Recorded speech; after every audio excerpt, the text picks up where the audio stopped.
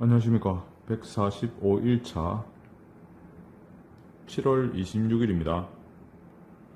어제는 욥기 23장부터 35장까지 총 7장 정도 읽은 것 같습니다. 자, 지난 시간에 이어서 열왕기상 12장 1절 르호보암이 세겜으로 갔으니 이는 온 이스라엘이 그를 왕으로 삼고자 하여 세겜에 이르렀음이더라 해서요. 솔로몬이 죽고 이제 르호보암이 왕위를 잇죠. 2절에 자 느밧의 아들 여로보암이 전에 솔로몬 왕의 얼굴을 피하여 애굽으로 도망쳐 있었으니 이제는 소식을 듣고 애굽에 있는 중에 해서요. 자, 그래서 여로보암이요, 솔로몬이 죽었으니까 이제 다음 르호보암 왕한테 이제 가서요, 자, 4절에 보면 무거운 멍에를 가볍게 하소서. 한마디로 좀 이제 봐달라는 거죠. 자, 5절에 10일 후에 다시 내게로 오라 했습니다. 그래서 6절에 보면 르호보암 왕이 원로들, 노인들과 이제 의논을 하였습니다. 그러자 7절에 노인들이 좋은 말로 대답하여 이러시면 영원히 왕의 종이 되리이다. 한마디로 좀 봐주라는 거죠. 자, 8절에 노인들이 자문하는 것을 버리고 함께 자란 어린 사람들과 의논하였다. 한마디로 자기 친구들과 의논하였다는 거죠. 자, 그러자 친구들이 뭐라 했냐면 11절에 너희의 멍에를 더욱 무겁게 할지라 내 아버지는 채찍으로 정죄하였으나 나는 정갈 채찍으로 정죄하리라 해서요. 한마디로 자기 젊은 사람들의, 자기 친구들의 말을 들어서요, 노인들의 말을 버리고, 그렇게 이제, 여로보암에게, 니 더 고통받을 것이다. 이렇게 하죠. 봐주지 않겠다. 자, 16절에 온 이스라엘이 자기들의 말을 왕이 듣지 아니함을 보고, 왕에게 대답하여 이르되, 우리가 다윗과 무슨 관계가 있느냐? 예, 이래서요, 아마디로 여로보암은 좀 이스라엘 열지파와 관련이 주로 관계가 많은 것 같아요. 그래서요, 다윗이여 너는 집에나 돌아가라 16절에 보면 하죠. 한마디로 이제 왕이라고 추대는 되었지만 이스라엘 많은 민족들이 여로보암에게 하는 모습을 보고 이제 실망했겠죠. 자, 그래서 자, 17절 유다 성읍들은 이스라엘 자손에게는 사는 르호보암이 그들의 왕이 되니라. 한마디로 유다 성읍에서는 르호보암이 왕이 되는데요. 20절에 온 이스라엘이 여로보암이 돌아왔다 함을 듣고 사람을 보내어 그를 공회로 청하여 많은 사람들에게 청해서 왕으로 삼았다 해서요. 유다 지파 외에는 다윗의 집을 따른 자가 없더라. 한마디로 르호보암이 이스라엘 왕이 되었다가 여로보암 세력이 얼마나 지진을 받고 있었는지를 모르고요. 더 고통에 빠지려 해서 어른들의 말을 듣지 않고 결국은 나라가 분열이 됩니다. 분열이 되어서 쪼개지게 되는 거죠. 자, 25절에 가보면 여로보암이 에브라임 산지에 세겜을 건축하고 거기서 살며 해서요. 자, 이제 이렇게 북이스라엘이 따로 독립을 하게 됩니다. 남유다와 북이스라엘로 독립을 하죠. 위치를 보면요, 여기 보면 맨 위에 동그라미가 이제 갈릴리 호수고요. 밑에가 사해입니다. 세겜은 북쪽입니다. 자, 에브라임도 북쪽이고요. 자, 그리고 나서 28절에 두 금송아지를 만들고 무리에게 말하기를 너희가 다시는 예루살렘으로 올라갈 것이 없다. 해서요. 자, 이스라엘아 이는 너희의 애굽 땅에서 인도하여 올린 너희의 신들이라.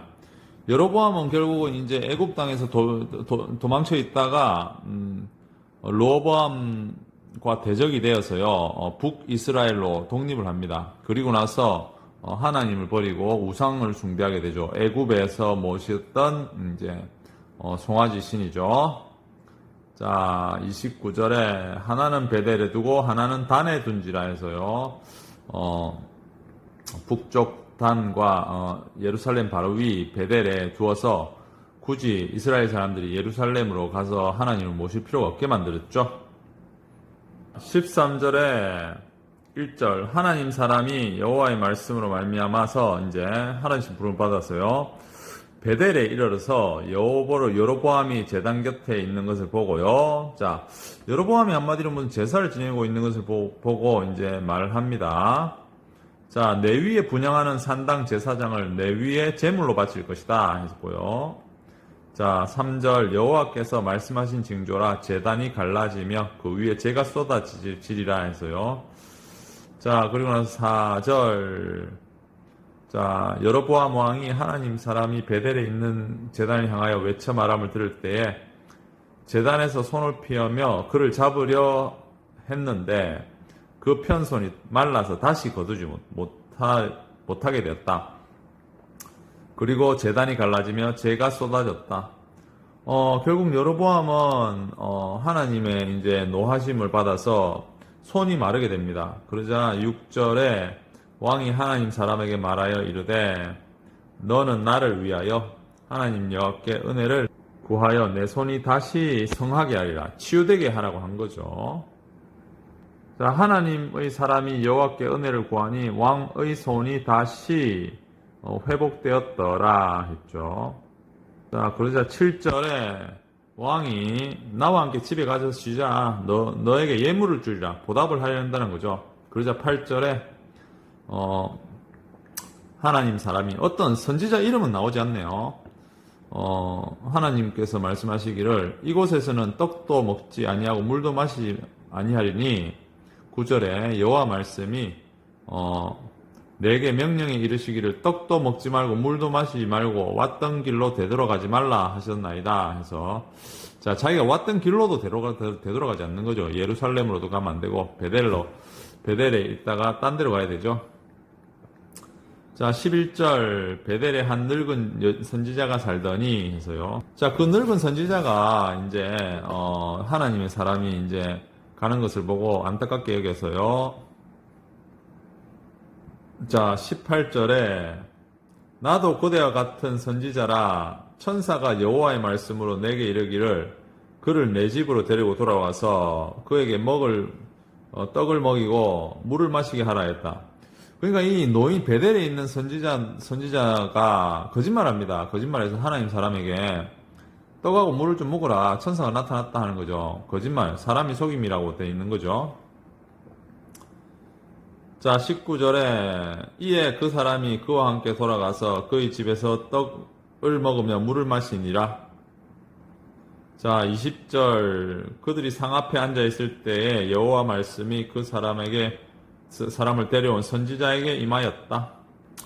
자, 그래서요, 내가 여호와 말씀을 어겼다 해서요. 자, 24절에 그 사람이 가더니 사자가 길에서 그를 만나 물어 죽였다는 거죠.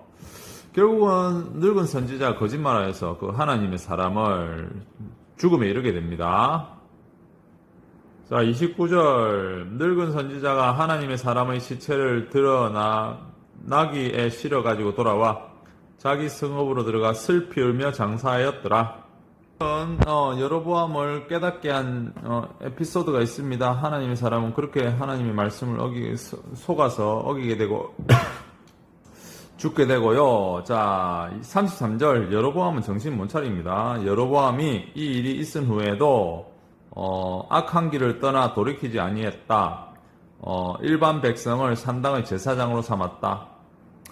자, 34절 이 일로 여로보암의 집에 죄가 되어 그 집의 땅 위에서 끊어져 멸망하게 되리라. 한마디로 여로보암 이제 가문은 멸망하게 될 거라는 거죠. 자, 14장 1절에 여로보암 아들 아비야가 병든지라 해서요. 자, 선지자 아히야가 있어서 하나님의 말씀을 이제 알아봤는데요. 자, 9절에 이전 사람보다도 더 악을 행하고 너를 위하여 다른 신을 만들어 우상을 부어 만들어 나를 노엽게 하였다. 나는 등을 돌릴 것이다 해서요. 자, 이렇게 해서요, 여로보암의 자손이 없을 것이다 해서 12절에 아이가 죽게 됩니다. 자, 13절에 넘어가고요. 어쨌든 우상 숭배 때문에 이제 벌을 받게 된다는 것이 예언이 되었고요. 자, 20절에 여로보암이 왕이 된 지 20년이라 해서요. 자, 조상과 함께 잠에 죽었다는 소리죠. 그의 아들 나답이 대신해서 왕이 되었다. 자, 여기에 이제 남유다 이야기가 나오네요. 27절, 솔로몬의 아들 르호보암이 유다 왕이 되었다 해서요. 왕위에 오를 때 나이가 41세라. 자, 예루살렘에서 17년 동안 다스렸다. 어머니가 암몬 사람이다 했죠. 자, 이렇게 어머니 이야기하는 이유는 뭐냐면 어머니의 종교를 따라가게 되죠. 자, 22절 유다가 여호와 보시기에 악을 행하였다. 그의 조상이 행한 것보다 더 범죄를 행하여서 여호와를 노엽게 하였다. 그래서요. 자, 이게 왜 그렇냐면 23절에 나오죠. 모든 푸른 나무 아래에 산당과 우상과 아세라상을 세웠다 했죠. 24절에 그 땅에 또 남색하는 자가 있었다. 동성애하는 자가 있었네요. 자, 25절에 그 대가로요. 자, 애굽의 왕 시삭이 올라와서 여호와의 성전의 보물과 왕궁의 보물을 모두 빼앗고 솔로몬이 만든 금방패.